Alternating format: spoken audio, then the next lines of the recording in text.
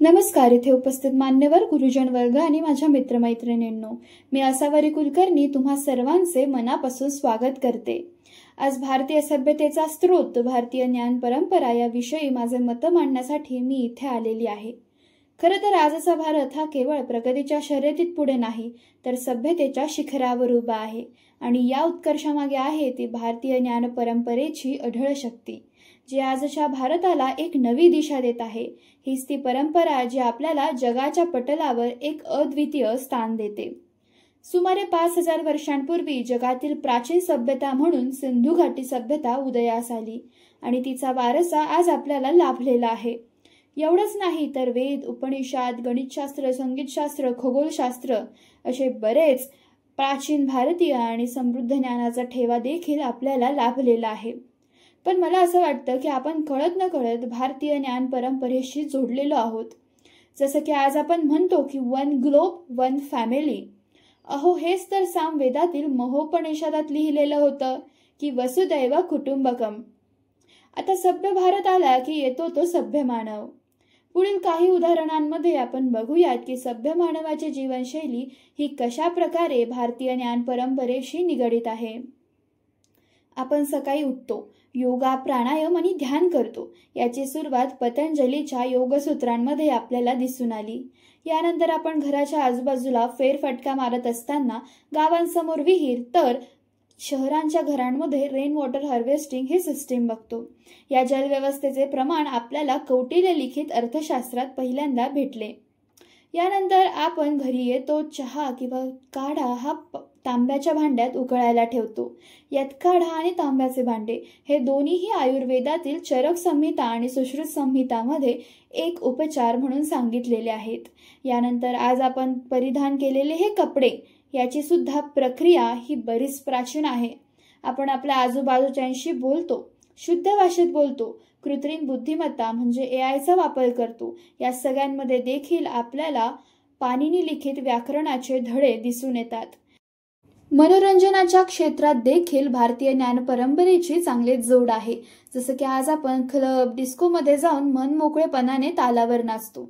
याची सुरुवात खरं तर आपल्याला भारतीय लोकनृत्यांमध्ये दिसून आली, जसं की गरबा, भांगडा आणि लावणी.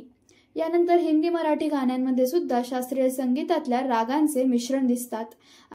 आपल्या महाराष्ट्रात तर पोवाडा, भारुड, अभंग ह्यासारख्या लोककलांचा तर समाज प्रबोधन करण्यासाठी सुद्धा वापर केला जातो. बरं, मानवीय पातळीवर नाही तर राजकीय पातळीवर सुद्धा भारतीय ज्ञान परंपरेची चांगलीच भूमिका आहे. जसं की आज आपल्या भारताची अर्थव्यवस्था, ज्याला आपण मिश्र अर्थव्यवस्था असं सुद्धा म्हणतो, याची देखील सुरुवात ही कौटिल्य लिखित अर्थशास्त्रात आपल्याला दिसून येते. इस्रो आणि जागतिक अंतराळ तंत्रज्ञानांमध्ये देखील ज्योतिषशास्त्र आणि आर्यभट्ट व वरहमिहिर लिखित खगोलगणित परंपरा उपयोगी पडते. आज पर्यावरणपूरक जीवनशैली आपण सगळे म्हणतोच, ज्याला इकोसेंट्रिक लिव्हिंग असं देखील म्हणतात. याचे सुद्धा प्रमाण आपल्याला अथर्ववेद आणि ऋग्वेदात दिसून आले, ज्यात निसर्ग देवतेचे पूजन करण्याचे फायदे आपल्याला तिथे लिहिलेले दिसतात. आपणही तसे सण उत्सव करतोच की, जसं की नागपंचमी, बैलपोळा, वटपौर्णिमा असे बरेच.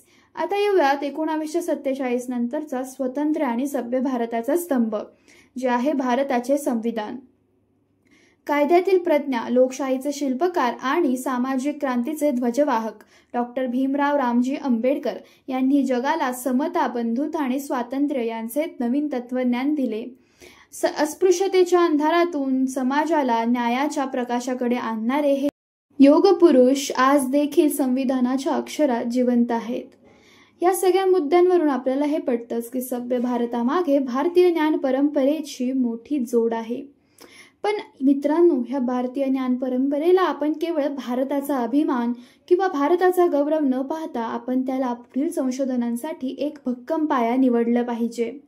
यावर एक शेवटचं उदाहरण देईल की 2018 मध्ये औषधशास्त्र व शरीरशास्त्र या अंतर्गत ताझुको होन्झो आणि जेम्स पी ॲलिसन या दोघांना नोबेल पुरस्कार देण्यात आला.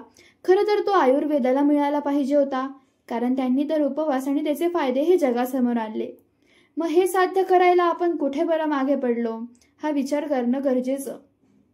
आपले पूर्वज हे श्रेष्ठ होतेच, पण आपण ज्या स्वतःला जेनझी समजतोय, आपण सुद्धा तेवढे श्रेष्ठ आहोत का, की आपल्या पूर्वजांनी ठेवलेल्या त्या सुवर्ण ठेवेचा आपण सदुपयोग करतोय?